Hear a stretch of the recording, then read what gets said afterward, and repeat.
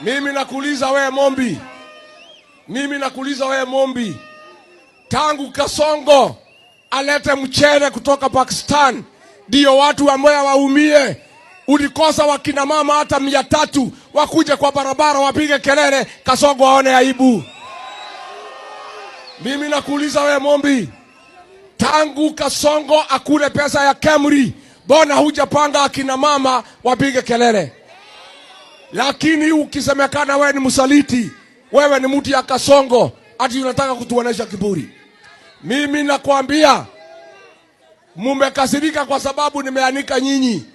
Wewe umepanga chama Wilbaro hapa Kirinyaga ya kuja kuconfuse watu wetu.